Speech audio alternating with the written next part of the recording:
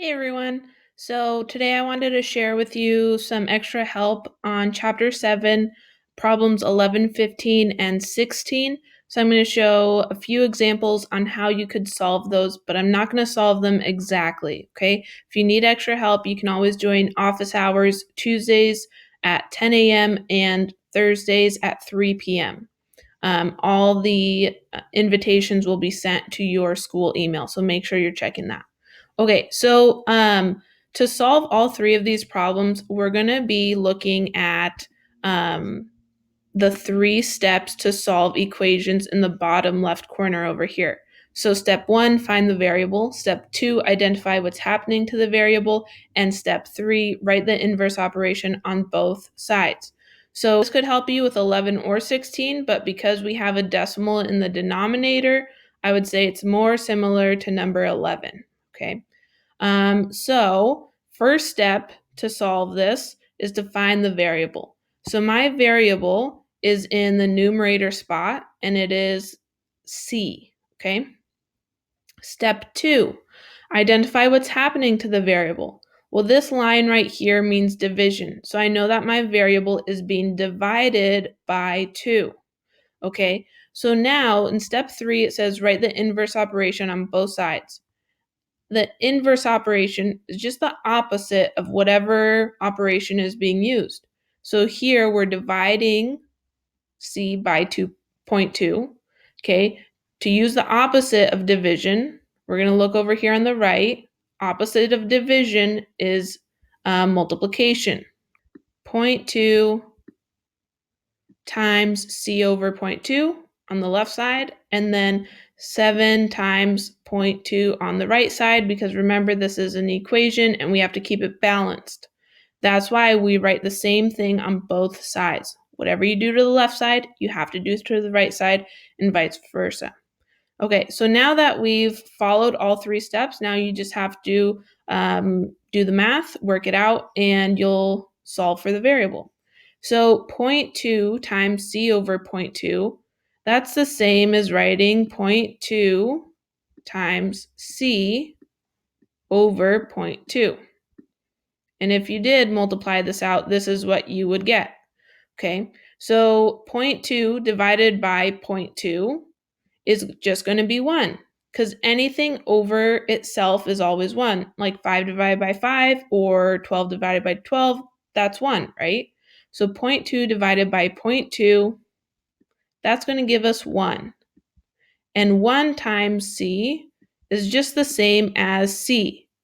So I'm just going to erase some of this since we kind of already know that we'll just end up with C.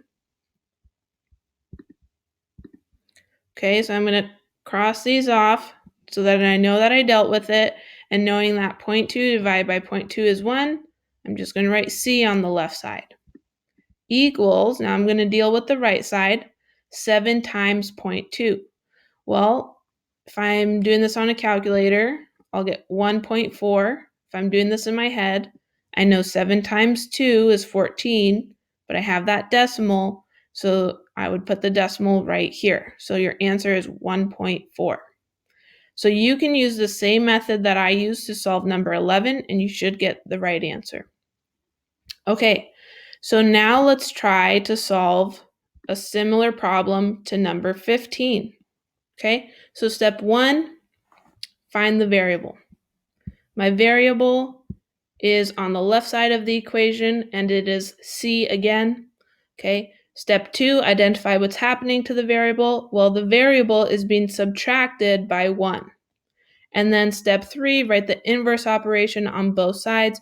The inverse of subtraction is addition. Okay, so I'm going to use addition on both sides. I'm doing what's happening to the variable. Okay, so I'm adding 1 on both sides.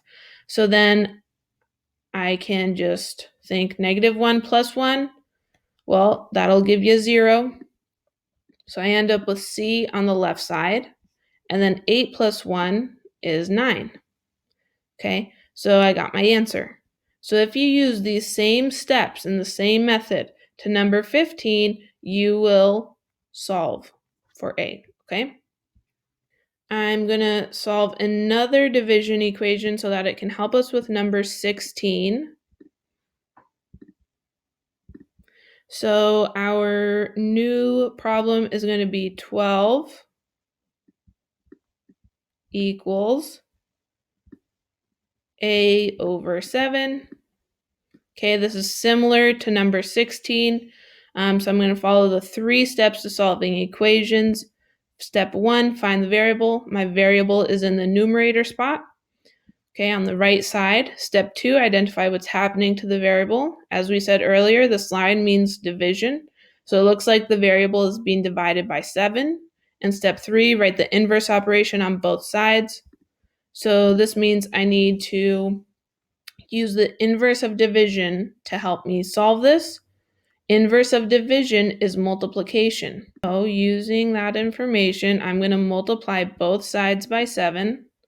And by the way, when I have the parentheses here and a number on the outside of the parentheses, it means I'm multiplying. So I'm going to do the same thing to both sides. All right, so as we talked about earlier, 7 times a divided by 7, okay, 7 over 7 is going to give you 1. And 1 times a is just a. So on my right side, I'm going to write a equals 7 times 12. 7 times 12 is 84.